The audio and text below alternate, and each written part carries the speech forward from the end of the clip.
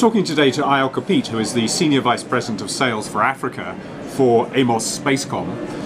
Eyal, tell me, when was the new satellite launched?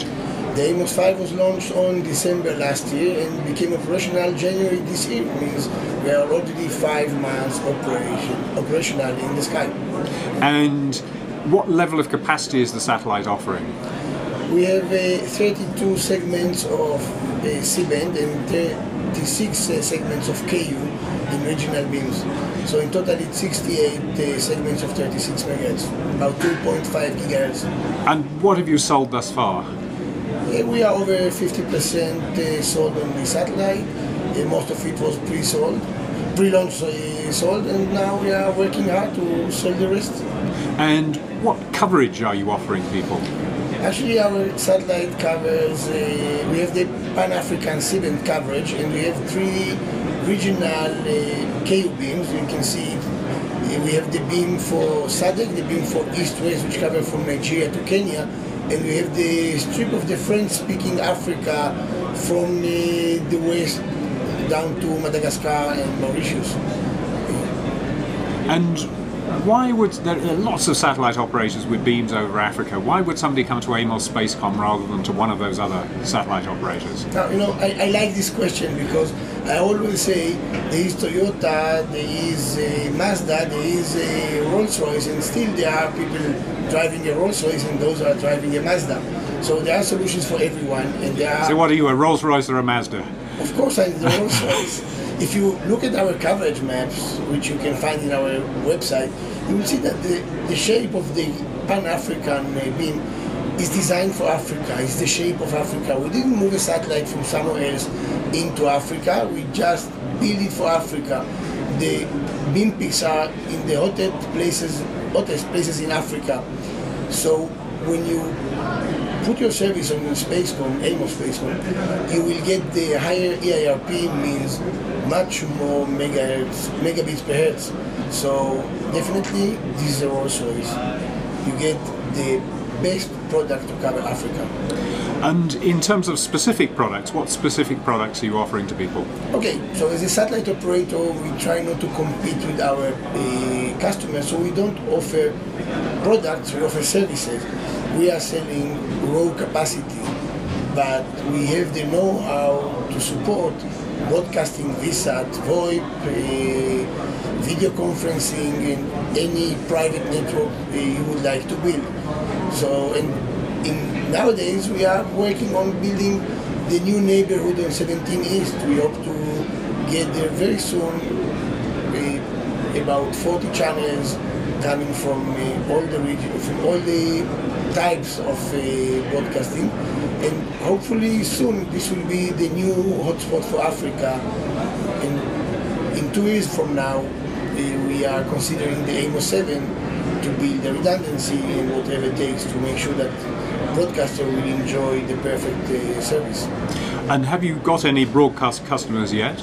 Yes, of course. We already signed for 4 platforms. It's 2 on each beam, the East-West beam and the French beam. We already have around 10 channels on the air. And this is in Africa? This is in Africa, for Africa, and it's growing every day. Okay, and who are those customers?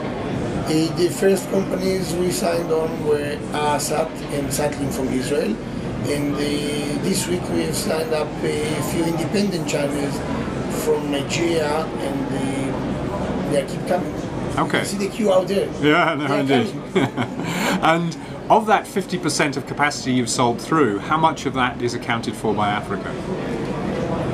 You mean how much of it was purchased by customers in Africa? Correct. I can say that over 70% of the bandwidth was sold in Africa to Africa. The rest was sold in Europe and Israel for customers who are transmitting to Africa. And in terms of satellite prices, what's going to happen to satellite pricing? It seems to have been remarkably stable given the influx of fiber onto the continent, but prices seem to be drifting down somewhat now? Actually, if you ask me, I wish it would go up. The higher the better. But to be honest, it's all about what you are going to do with your capacity and how you are going to offer it. I believe that the entry of the fiber into Africa is revealing huge opportunities for us. As more content will come to the continent, there will be more need for distribution. As faster internet will come to the continent, more and more will become e-government, everything. So we will have to use it, but the difference, there will be no more IP trunking to Europe or the US, but more domestic services. And within the domestic services, the prices will be stable because I don't see fiber to home arriving to Africa soon. So in this case, I believe we are safe. We are safe. And who will be offering these kinds of satellite broadband services for households? As I said before, we could do it. We don't want to compete with our customers. Therefore, we support our customers in doing that. So I suppose what I'm asking is anybody putting their hand up to do it so far? Yes, but the question is not who want to do it, but who is able of doing Correct. it. And we prefer to work with the partners which have a pan-African coverage. People looking, because at the end of the day, we hope to get to low price service to the end user. This way we'll get more users. So considering the small revenue from each, you will need huge database or install base. So as why there will be your coverage, it doesn't matter because it's satellite, it comes from the sky. You need only one hub. Yeah. You can cover all of Africa. But you think there is a credible partner out there who can deliver satellite broadband? I believe that in Africa. Okay, so when will that happen? First, it's happening right now. Yeah. It's already happening. We have,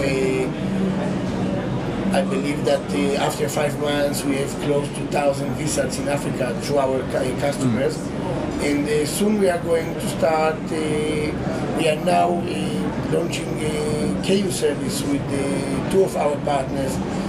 One of them was announced yesterday, and soon you will see more and more end users coming using, or domestic users using a satellite broadband at home.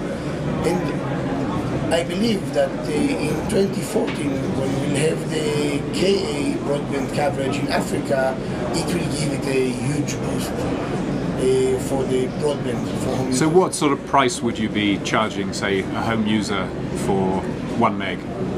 Well, I cannot answer this question because, as I said before, we don't sell to end users. Okay. We sell to operators and ISPs, and I don't want now to put their price list and leave it to them.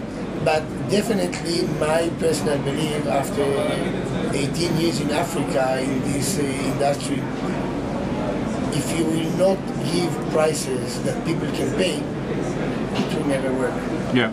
And the internet becomes a commodity. People need it for education, for ongoing life, for medical services, So for everything. just in your opinion, rather than giving me someone else's price list, in my opinion, what's the price point for a In meg? my opinion, I think it's time to start giving people the opportunity to pay per usage as we do on the mobile.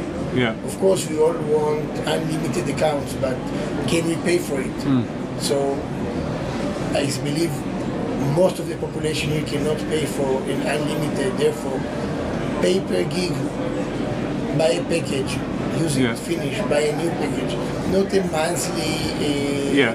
so a prepay offer. Yeah, so I believe that the gig should be sold around the $10 to $12 to the end user. If we get to this pricing, we'll be surprised because people will buy much more than 1 gig. Eyal, thanks for talking to me today. My pleasure, as usual. Thank you. Thank you very much.